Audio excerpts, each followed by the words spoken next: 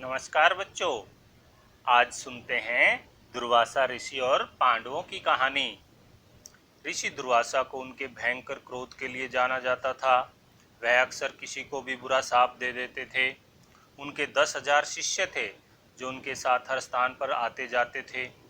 वह उन्हें विद्या सिखाते और कड़े अनुशासन में रखते थे। जब जंगल में पांडवों ने अपना निर्वासित जीवन व्यतीत करना शुरू किया तो युधिष्ठिर इस बात को लेकर चिंतित रहते थे कि साधु संत और अन्य लोगों को जो स्थान से यात्रा करने के लिए कुछ समय रुककर आश्रय लेने के लिए उनके पास आते थे, उनका अतिथि सत्कार कैसे किया जाए। एक बार पांडवों के राज पुरोहित धौम्य ऋषि उनसे मुलाकात करने आए। युधिष्ठिर ने उनसे कहा, हम खुद तो जंगल में रहते हैं और खुद को खाने के लिए शायद ही कभी हमारे पास पर्याप्त भोजन होता है। ऐसे में मैं उन संतों का अतिथि सत्कार कैसे कर सकता हूँ जो अचानक भ्रमण करते हुए यहाँ आ जाते हैं, क्योंकि उन मेहमानों का अच्छी तरह से सत्कार नहीं करना भी मेरे लिए पाप के समान है। आप ही बताएं कि मैं क्या करूं। धौम्य ऋषि ने कहा, आप सूर्य भगवान से प्रार्थना करें। वह पृथ्वी पर हर किसी को जीवन देते हैं। वही आपकी समस्या को हल करने में सक्षम है। तब युधिष्ठिर ने मदद के लिए सूर्य भगवान से प्रार्थना की। उनकी प्रार्थना से प्रसन्न होकर सूर्य देवता ने युधिष्ठिर को एक जादुई बर्तन अक्षय पात्र देते हुए आशीर्वाद दिया। सूर्य भगवान ने कहा, यह बर्तन तुम्हें असीमित खाना प्रदान करेगा। एक दिन द्रौपदी ने भोजन करने के बाद उस बर्तन को धोया ही था कि ऋषि दुर्वासा अपने शिष्यों के साथ वहां आ गए। पांडवों ने उनका स्वागत किया। तब ऋषि ने कहा, हम सबको बहुत भूख लगी है, कृपया कुछ भोजन हमारे लिए तैयार करें। जब तक आप भोजन तैयार करेंगे तब तक हम लोग पास की नदी में स्नान करके ध्यान करके आते हैं। पांडवों के आगे बड़ी विकट समस्या आ रही थी।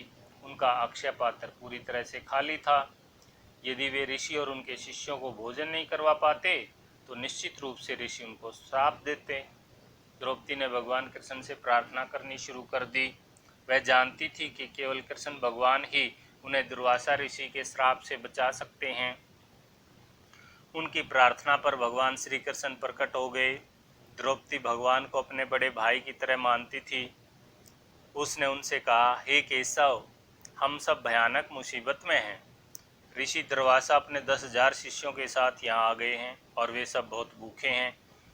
इसलिए उन्होंने हमें भोजन तैयार करने के लिए कहा है। मैं अपने परिवार को भोजन करवाकर और खुद भी भोजन करके अक्षय पात्र को साफ कर चुकी हूँ। हमारी सहायता कीजिए, नहीं तो हम सब शापित हो जाएंगे। कृष्ण मुस्कुराए और उन्होंने कहा, ऋषि और उनके शिष्य कहाँ हैं? द्रौपदी ने कहा, वे सभी नहाने के लिए नदी पर गए हैं। श्री कृष्ण ने कहा, मेरे पास अक्षय पात्र लाओ। द्रौपदी ने कहा, लेकिन वह तो खाली है। कृष्ण ने कहा, उसके बारे में चिंता नहीं करो। जब द्रौपदी बर्तन को लेकर उनके पास आई तो कृष्ण अन्न के एक दाने को लेकर बड़ी संतुष्टि के साथ चाव से खाने लगे। उसके बाद उन्होंने कहा, आहा, लगता है मेरा पेट भर गया। इससे पहले मैंने ऐसा भोजन नहीं चखा था। भगवान का तुम्हें आशीर्वाद मिले द्रौपदी। ऐसा कहकर कृष्ण वहां से अंतर ध्यान हो गए और द्रौपदी आश्चर्य में डूबी हुई वहीं खड़ी रही। जल्द ही ऋषि और उनके शिष्य नदी से वापस लौट आए। उन्होंने द्रौपदी से कहा, पुत्री, मुझे और मेरे शिष्यों को तो अपना पेट भरा लग रहा है। कृपया हमें आराम करने के लिए बिछावन दे दें तो हम आराम कर लें। द्रौपदी समझ गई कि भगवान कृष्ण ने उसका सम्मान फिर से बचा लिया। उसने इस चमत्कार के लिए भगवान श्री कृष्ण को धन्यवाद दिया। तो ये थी आज की कहानी बच्चों। उम्मीद है आपको अच्छी लगी होगी। धन्यवाद।